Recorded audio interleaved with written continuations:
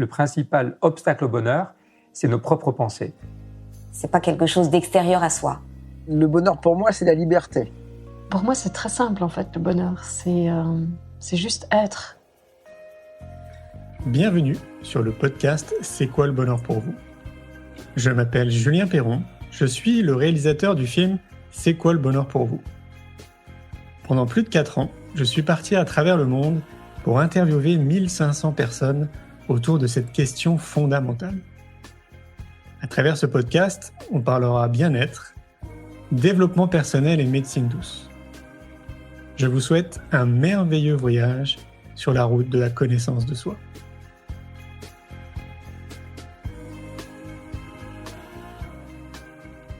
Aujourd'hui, j'ai le plaisir de recevoir Lise Bourbeau. Auteure de 24 best-sellers, Lise Bourbeau compte parmi les auteurs les plus lus dans tous les pays francophones. Elle a créé le centre de développement personnel Écoute ton corps. En 1987, elle écrit son premier livre intitulé Écoute ton corps, ton plus grand ami sur la Terre, et fonde sa propre maison d'édition, les éditions ETC.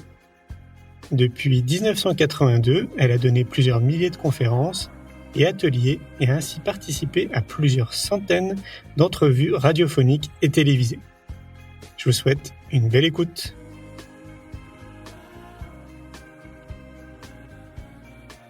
Bonjour Lise. Bonjour. Merci de m'accueillir. Alors aujourd'hui, on est entre Montpellier et le Canada. Tu me fais le plaisir de répondre à notre documentaire C'est quoi le bonheur pour vous ? Alors je vais être spontané. Je vais te dire, mais c'est quoi le bonheur pour toi, Lise ? C'est difficile, c'est une question qu'on me pose souvent. Et puis, la première chose qui me vient tout le temps, c'est impossible de vivre dans le bonheur tout le temps, de 24 heures sur 24. Hein?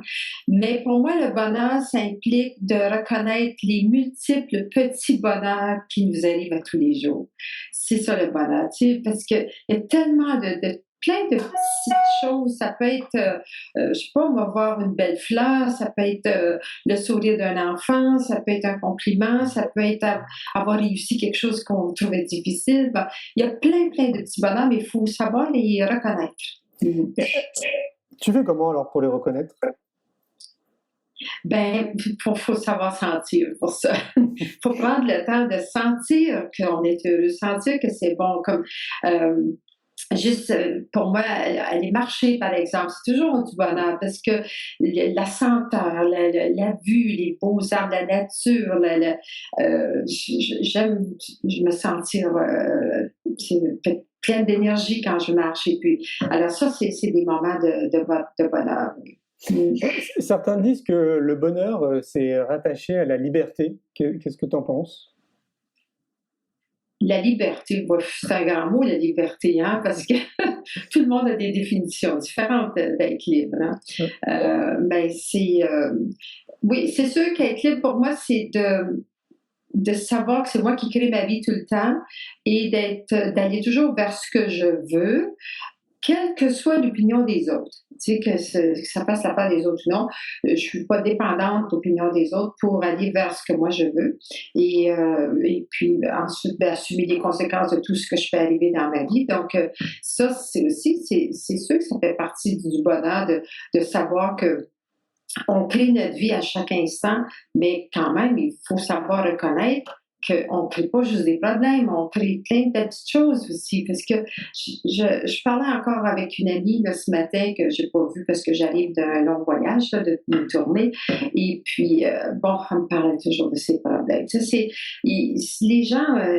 j'ai dit, parle-moi de quelque chose qui va bien là, aussi. Tu sais, les gens sont plus accentués sur leurs problèmes. Donc ça empêche de sentir du bonheur. Tu ne penses pas que c'est la société, justement, qui nous conditionne à voir les choses de manière très négative ? C'est sûr, hein, ça fait partie de notre éducation, que ce soit familiale, sociale, religieuse. Quand on est enfant, on se fait dire, on a de l'attention quand on fait des bons mauvais coup. Quand on est gentil et tout, on ne s'occupe pas de nous. Moi, je sais, en tant que maman, j'ai fait la même chose avec mes enfants. Hein, on sait ce qu'on a appris et donc on est plus accentué là-dessus sur les choses négatives. Oui. J'imagine que ta réflexion n'est pas arrivée comme ça, quoi. C'est le fruit d'un long parcours. Tu peux nous raconter un peu ton parcours? Oh mon Dieu, un très long parcours, mais ça fait exactement, j'ai 33 ans que j'ai créé mon école. Ça faisait 15 ans que je faisais du développement personnel. Donc, ça fait 48 ans que je suis dans le domaine et que je fais des recherches partout. Tout m'intéresse. Parce que ce qui m'a amené à ça au début, quand j'étais dans la vingtaine, c'était que je commençais à travailler dans le domaine de la vente. Puis, on nous suggérait fortement de lire des livres de pensée positive parce que ça commençait dans le temps. Hein, il n'y en avait pas beaucoup. Moi, il y avait une librairie à Montréal qui en vendait, puis c'était seulement en anglais. Le pouvoir du subconscient du Dr. Murphy, que j'ai lu il y a près de 50 ans. Et alors, quand j'ai commencé à lire ces choses-là, ça a été un nouveau monde pour moi, puis qui m'a vraiment éblouie, puis je voulais tout savoir. J'en mangeais, j'ai lu des milliers de livres, j'ai fait je ne sais pas combien de formations, parce que ça m'intéresse de découvrir des choses sur le monde qui n'est pas concret quand même, hein, le monde psychologique, le monde spirituel, le monde plus mystérieux. J'aime bien découvrir surtout la grande puissance de l'être humain. Comment on peut faire arriver des choses extraordinaires. C'est ce que j'enseigne tout le temps. Si les gens savaient la puissance qu'ils ont, ils sont assez puissants pour se faire arriver plein de maladies puis de malheurs. Pourquoi ils n'utilisent pas la même énergie pour se faire arriver tout ce qu'ils veulent à la place? C'est clair. C'est comme si on était des super-héros. Hein. Parce que moi, comme ça fait longtemps que je suis dans le domaine, c'est sûr que j'ai fait arriver plein de belles choses dans ma vie. Mais les gens autour de moi, ou même frères et sœurs, vont dire « Ah, ben Lise, elle est chanceuse. » Tu vois, parce que c'est comme « Ah, ben Lise, elle a une bonne santé, elle a plein d'énergie. » Mais les gens ne s'arrêtent pas pour voir que tout le monde peut arriver à avoir ce même cheminement. Il s'agit juste de décider qu'est-ce qu'on veut dans la vie. C'est évident, oui. Alors, dis-moi si je me trompe, hein, ton premier best-seller, c'était « Écoute ton corps ». Oui. Oui, c'est ça, oui. C'est parti de quel constat? J'ai écrit mon livre 5 ans après avoir débuté mon école. Parce que les gens me disaient « Lise, on aime bien ce qu'on apprend chez toi, mais si tu avais quelque chose d'écrit, ce serait mieux parce qu'on retourne chez nous, on tombe dans nos vieilles habitudes et qu'on oublie ce qu'on a appris, tu vois, après quelques mois. » Donc, moi, j'ai jamais pensé de ma vie à être une auteure parce que quand j'allais au couvent, j'adorais aller au couvent comme je suis de nature, qui veut tout savoir, tout connaître. J'adorais aller au couvent et j'avais 100% dans tout, j'étais toujours une première de classe. La seule matière où c'était pas 100%, c'était dans l'écriture, la composition, qu'on appelait ça. Et j'aimais pas ça parce que ça baissait ma moyenne, tu vois. J'aimais pas la composition. Et jamais j'ai pensé qu'un jour je deviendrais un auteur et que ça serait ma plus grande source de revenus, finalement. Ouais, c'est étonnant. Quand j'ai écrit mon premier livre, je me suis assise, je me vois encore, un ami m'avait prêté sa maison près d'un lac, là, dans le temps des fêtes. J'étais toute seule là, j'ai passé une semaine assise par terre devant le gros feu de cheminée. Et j'ai parlé pendant une semaine avec une enregistreuse pour dicter mon livre. Au lieu de l'écrire, parce que je ne me considérais pas une auteure, je suis plus une enseignante, je m'imaginais debout devant un groupe de personnes. Puis j'avais fait ma structure quand même, comme je suis une personne structurée de nature, j'avais tout fait ma structure, les différents chapitres que je voulais écrire et puis les sujets. Et puis là, je me suis mis à parler. Puis c'est comme ça que j'ai sorti mon premier livre. C'est génial. Parce que Écoute ton corps, alors moi je l'ai lu, j'ai trouvé ça excellent.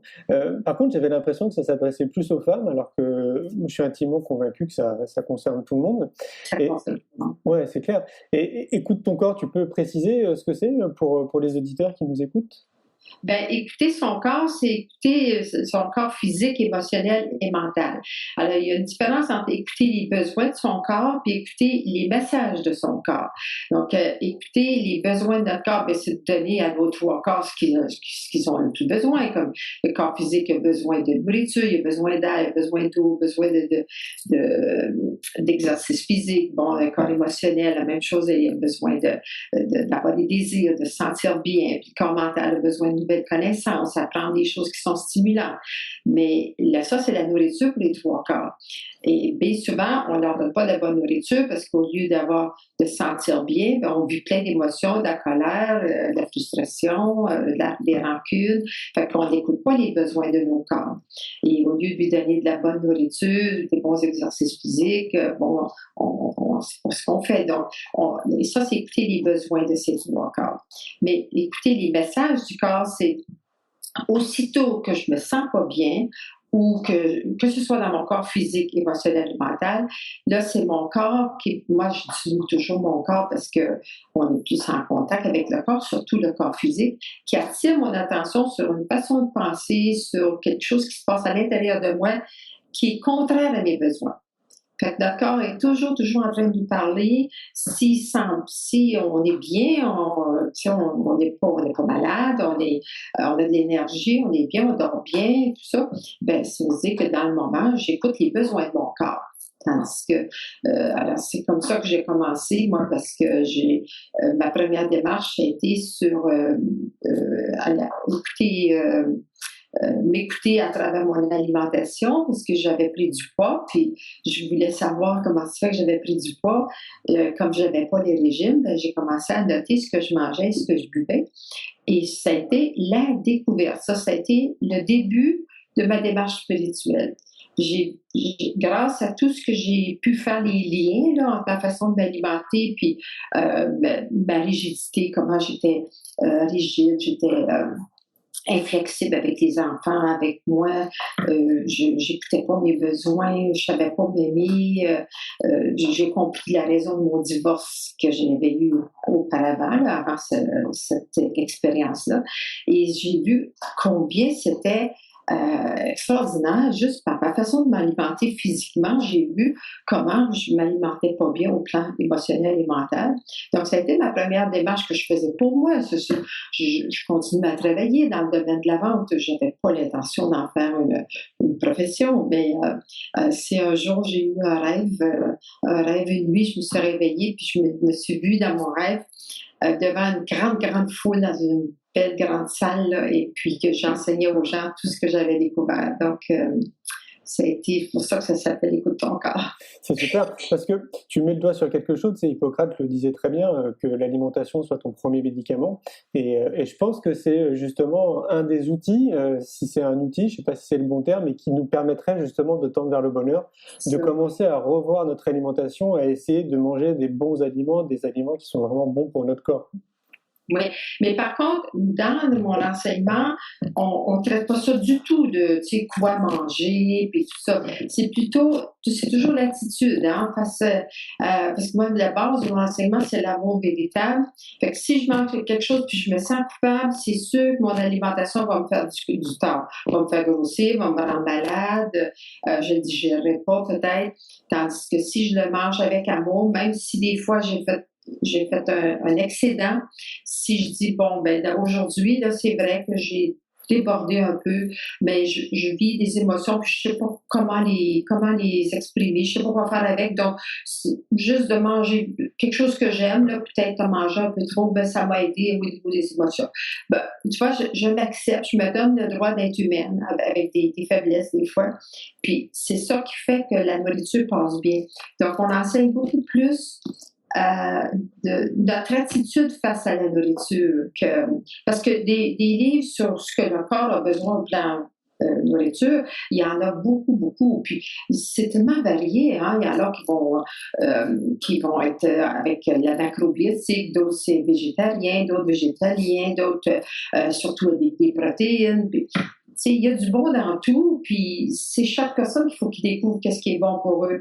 Mais moi, j'aime mieux travailler surtout sur l'attitude intérieure face à l'alimentation. Oui, tout à fait. Tu as raison. On est vraiment tous différents quelque part et c'est à chacun d'être responsable et de se prendre en main et de découvrir qu'est-ce qui est bon pour lui, quoi. Ouais. Évidemment. Ouais. Et tu parlais que tu avais des enfants. Moi, je fais partie des gens qui sont convaincus avec le temps que tout part de l'éducation, que si on veut changer les choses, il faut changer l'éducation, en tout cas le modèle qu'on nous propose depuis des années. Et alors, je ne sais pas si tu le sais, mais on est en train de créer une école, moi que j'appelle l'école de la vie, c'est une école alternative pour les enfants.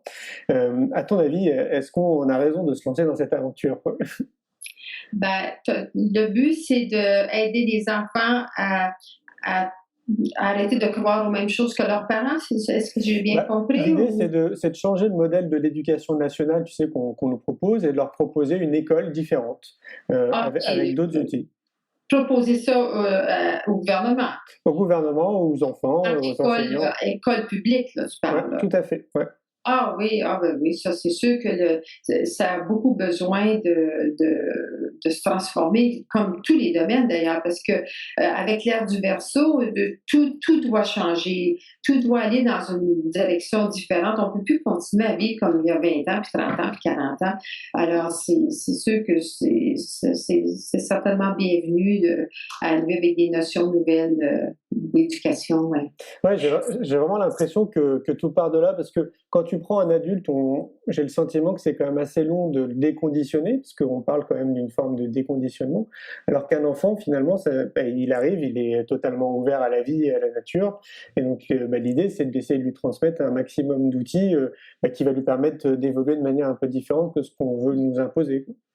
Oui, je pense que le plus important pour les enfants, c'est pas de leur imposer nos outils, même si on pense qu'ils sont super bons, c'est plutôt de les faire parler à eux, de découvrir qu'est-ce qu'ils ont besoin, qu'est-ce qu'ils aiment pas, quelles sont leurs questions les plus profondes, parce que les enfants, quand ils ont l'occasion de s'exprimer, c'est merveilleux ce qu'ils nous disent. Ils sont tellement intelligents maintenant, les enfants d'aujourd'hui.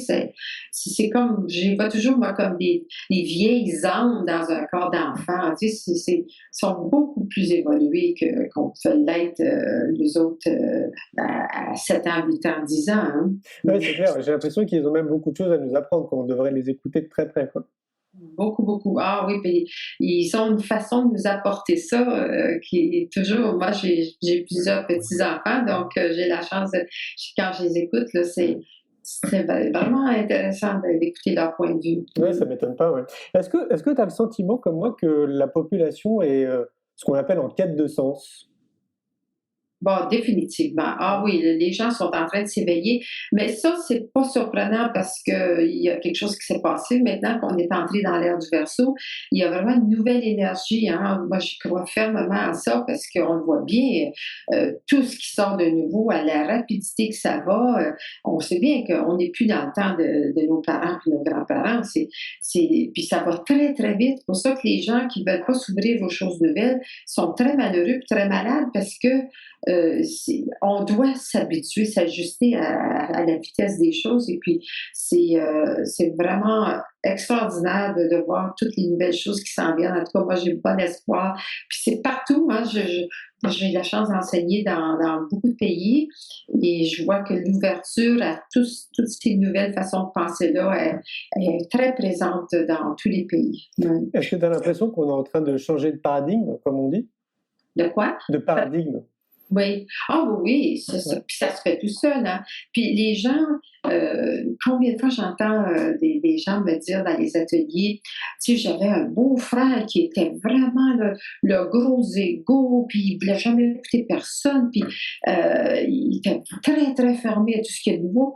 Et puis, je viens d'apprendre qu'il a lu ton livre. Là, ils sont tellement contents, ils n'en reviennent pas, ils se disent, ils n'en reviennent pas de ça. Puis même, j'arrive de ma tournée de conférence en France, là, et puis il y avait une dame qui elle, s'en venait à ma conférence, puis ça fait plusieurs années qu'elle suit les ateliers, puis elle me dit, tout à coup, son mari, il décide de venir à la conférence avec elle, Puis c'était le soir dans les finales du football, là, c'est en septembre, ça. Puis elle dit, lui, le fanatique du football, il ne fallait pas que personne parle dans la maison parce que monsieur écoute son foot. Et puis elle dit, là, il a manqué sa partie de football pour venir à la conférence. En tout cas, elle avait quasiment un larme aux yeux tellement qu'elle était contente, tu sais. Fait qu'elle dit, il y a quelque chose qui se passe qu'on ne voyait pas avant. Ouais, tout à fait, ouais. Tu as fait ta tournée pour ton dernier livre, c'est ça? Oui, sur la guérison des blessures, oui. Tu peux nous en parler? Du livre ou de la tournée? Du livre. Ah oui, j'ai eu beaucoup de plaisir à écrire ce livre. Au départ, ça m'était beaucoup demandé, Lise, qu'est-ce qu'on fait de nos blessures? Je les connais, mes blessures, mais j'arrive pas, ils sont tout le temps là. Bon.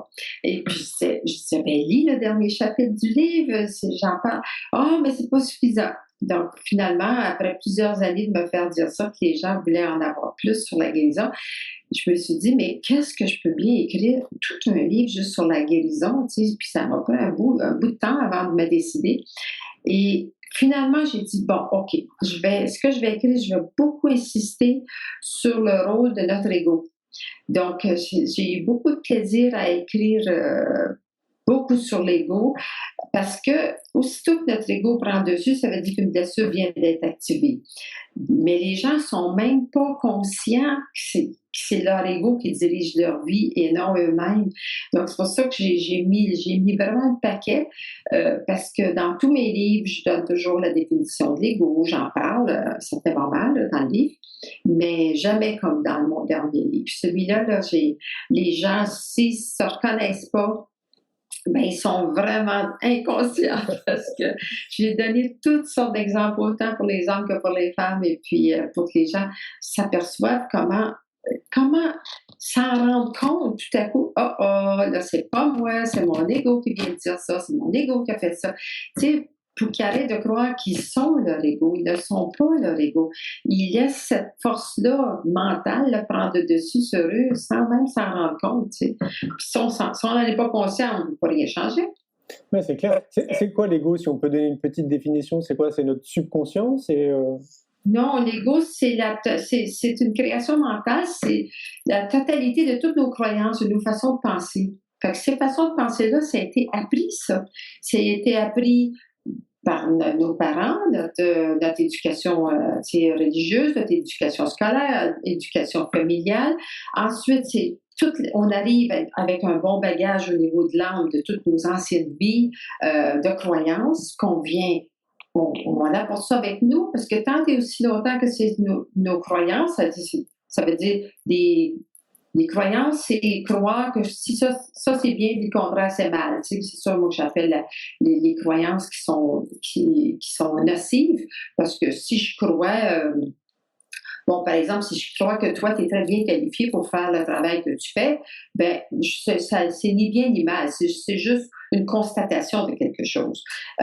Mais ça, c'est très facile à changer, parce qu'un jour, peut-être que je vais trouver qu'un autre sera mieux qualifié que toi. Bon, ça finit, on change. Mais toutes les croyances que, oui, mais si je vais faire, si je vais m'amuser avant d'avoir fini toutes mes tâches, ben là, je suis une paresseuse ou je ne vaux rien. Tu sais, c'est ça les croyances. Tel comportement, c'est mal, puis on n'est plus nous-mêmes. Puis l'ego, il se manifeste de toutes sortes de façons parce qu'il est convaincu qu'il a raison tout le temps.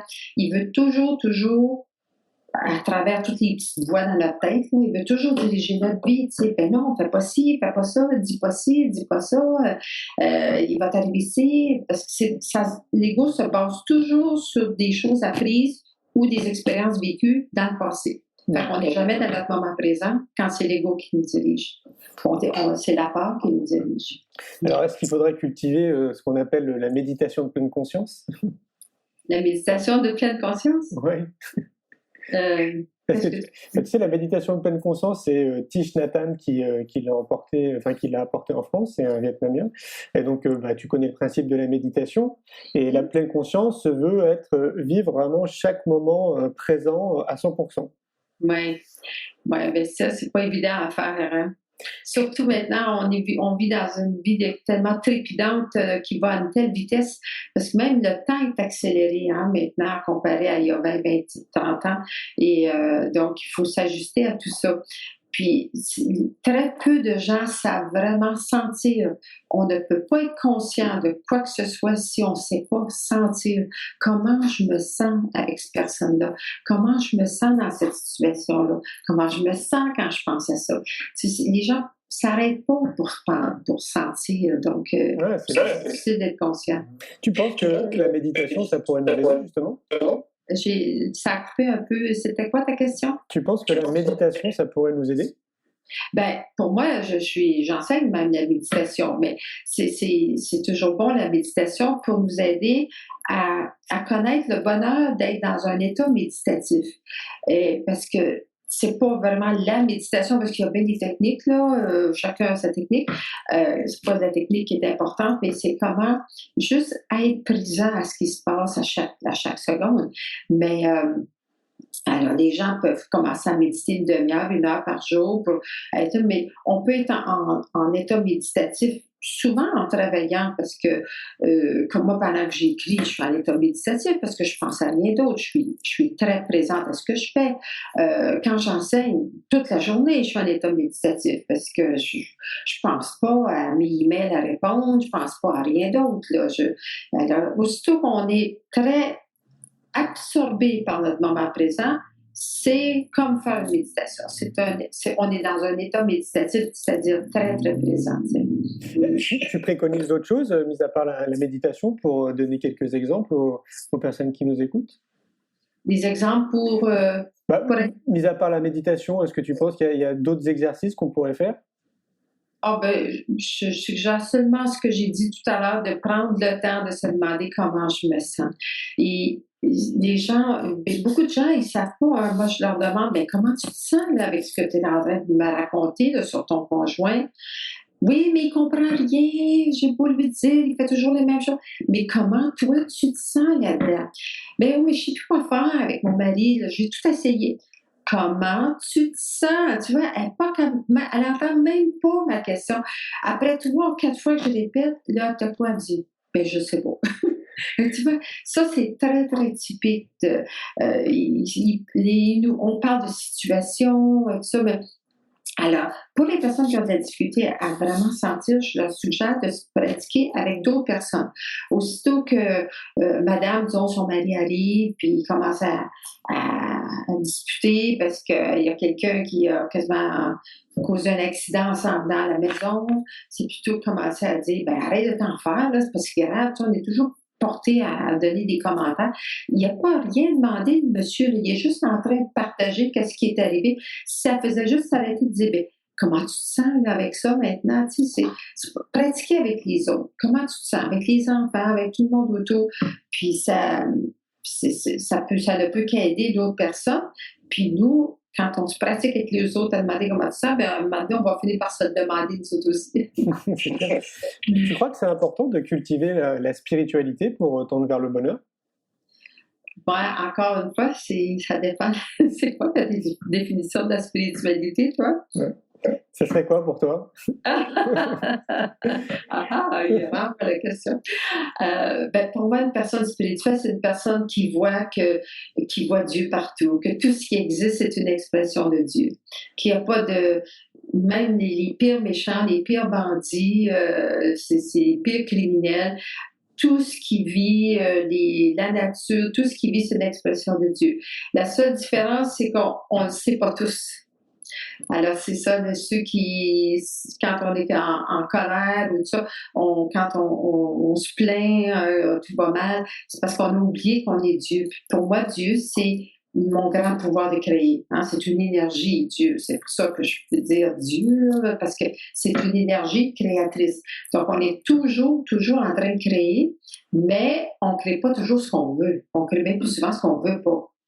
Alors, si on reconnaît que cette grande énergie créatrice existe partout, puis que c'est l'expression, pour moi, c'est ça être spirituel. La spiritualité, c'est pas c'est pas aller à la messe tous les jours ou bien être végétarien ou juste aller avoir la spiritualité, c'est de reconnaître cette grande puissance qui existe sur la planète Terre. Oui, c'est clair. Et puis c'est finalement, c'est d'être en connexion avec nous, faut essayer d'être en connexion avec nous-mêmes en permanence. Ouais.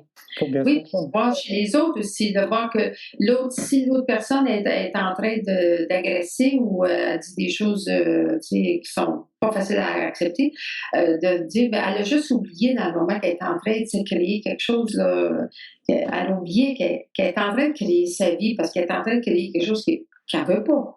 Hein, c'est, quand on crée des choses qu'on ne veut pas, c'est parce qu'on utilise mal notre énergie. Oui, complètement. Certains disent qu'il faut même être très attentif à notre façon d'exprimer ce qu'on a envie. Parce qu'on pourrait l'exprimer de manière négative, alors qu'en réalité, on veut quelque chose de positif. Ah oui, ben ça va avec ce qu'on appelle la pensée positive. Hein?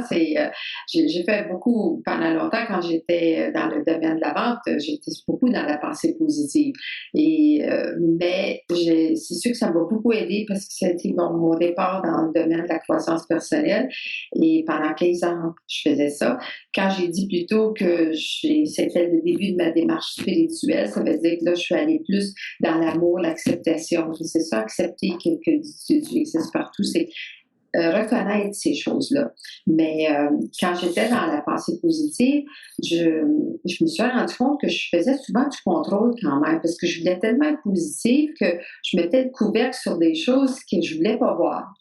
Hein? Puis, comme par exemple, je travaillais dans le domaine de la vente, et puis si j'avais eu une dispute avec mon mari, puis là, il était temps de sortir pour aller chez les clients, là, je me voyais dans mon auto, puis là, des bonnes respirations, je suis calme. Et puis, j'essayais de me convaincre que tout était bien. Puis, j'étais correcte, hein, ça m'aidait beaucoup. Là, tout le temps que j'étais avec les clients, j'étais bien et tout. Ben, devine ce qui arrivait quand je revenais à la fin de la soirée chez nous. Ben, aussitôt que je voyais mon mari, et là, le problème n'était pas réglé. Hein. Puis, alors, c'est ça, je me suis rendu compte que je faisais du contrôle en même temps. Mais quand même, ça m'a aidé beaucoup. Tandis que maintenant, ce que j'enseigne, c'est de regarder qu'est-ce qu'il y a en moi qui attire ce genre de comportement de mon mari. Parce que comme c'est moi qui crée ma vie tout le temps, quelles que soient les situations extérieures qui m'arrivent, c'est pas pour moi comment ça se fait, ça m'arrive. C'est qu'est-ce qu'il y a en moi qui attire ça? Qu'est-ce que j'ai à comprendre avec ça? Oui, c'est vrai. Mathieu Ricard dit qu'il faut faire preuve d'altruisme pour tendre vers le bonheur. T'en penses quoi? Ben, encore une fois, il y a des gens, ils veulent tellement être altruistes que finalement, ils se laissent manger la laine sur le dos, puis ils sont trop bonasses et puis ils n'écoutent pas leurs besoins. C'est au détriment de leurs besoins. Fait que c'est sûr que c'est une bonne idée d'être s'occuper des fois des autres et puis d'être des donneurs et tout. Mais attention, attention de ne pas aller au-delà de nos besoins parce que si je suis trop altruiste parce que de par peur d'être égoïste, ben peut-être après ça, je vais m'attendre que les autres vont faire la même chose avec moi. Tandis que c'est pas du vrai altruisme. C'est je donne pour recevoir. Tu sais, tandis que les gens qui sont vraiment de grands généreux de nature, ils attendent rien en retour. Ils le font juste pour le plaisir d'aider les autres. Puis ça, ben, c'est intelligent dans le fond de donner puis d'aider parce qu'on récolte toujours ce qu'on sème. Ça veut dire que je vais en récolter moi aussi des belles choses en le faisant. Oui, c'est proche de la compassion quelque part. Oui, ben, la compassion, c'est juste être avec ce qui se passe sans aucun jugement. Hein? Juste reconnaître que les choses sont comme ça. C'est ça, avoir de la compassion pour les gens. Est-ce que tu as une citation que tu affectionnes plus qu'une autre? Moi, je vais te donner la mienne, c'est celle de Gandhi, tu sais, qui dit « Sois le changement que tu veux voir dans le monde ». Est-ce que tu en as une, toi, comme ça, que tu aimes beaucoup? Ben moi, je vais te citer une que je dis souvent, puis tu vois que je peux pas dire d'où elle vient parce que ça m'est venu une journée, j'étais en train d'écrire, puis ça m'est venu comme ça de quelque part, là, et puis qui était tellement génial quand j'ai reçu cette phrase-là, ça m'a fait « wow », tu sais, et c'était « on on ne peut arriver à être ce qu'on veut être qu'après avoir accepté d'être ce qu'on ne veut pas être. Super. Donc, si je veux être une personne patiente, il faut que je me donne le droit de parfois être impatiente. Hein? Et puis après ça, ben là, ce qui est venu après, c'est que l'acceptation est vraiment totale quand je m'accepte dans les deux aspects d'une même attitude, l'aspect positif et négatif. Parce que des fois, moi, j'ai toujours pensé que j'acceptais vraiment bien les personnes rapides, mais j'ai de la difficulté avec les personnes lentes. Puis ça, je manquais de patience, je manquais de tolérance quand les gens sont trop lents. Mais j'ai découvert que je m'accepte pas plus dans ma rapidité, parce que pour s'accepter véritablement, il faut être capable d'accepter les deux aspects. Et ça a été vraiment une autre révélation, parce que j'ai eu beaucoup de révélations comme ça au fil des années, là, pendant que j'écris, pendant que j'enseigne. Des fois, ça vient tout seul. Quand je m'entends dire quelque chose là, que j'ai jamais lu, j'ai jamais entendu avant, ça me fait tellement un gros wow en dedans que je me dépêche à l'écrire avant d'oublier. Mais c'est ça, je me suis rendu compte que je me critiquais souvent d'avoir oublié quelque chose parce que je suis allée trop vite. Fait que, tu vois, je ne m'acceptais pas dans ma rapidité non plus. Tandis que maintenant, puis là, je me suis fait arriver un mari qui est de plus en plus lent avec l'âge. Donc, ça me permet d'apprendre à accepter la lenteur, tu vois. C'est vrai. Je te remercie beaucoup, Lise. Un grand merci pour tout le travail que tu fais depuis toutes ces années. Et puis, je te dis à bientôt. Ça m'a fait plaisir. Merci beaucoup. Un grand merci pour votre écoute. J'espère que vous avez passé un bon moment avec nous. Je vous invite à prolonger l'expérience en regardant mon film « C'est quoi le bonheur pour vous ?» Vous le trouverez assez facilement sur YouTube. Si vous souhaitez ancrer davantage les choses, nous avons créé le jeu de cartes « C'est quoi le bonheur pour vous ?» qui vous permettra de mieux vous connaître et de mieux connaître les gens avec lesquels vous allez jouer de manière ludique et bienveillante.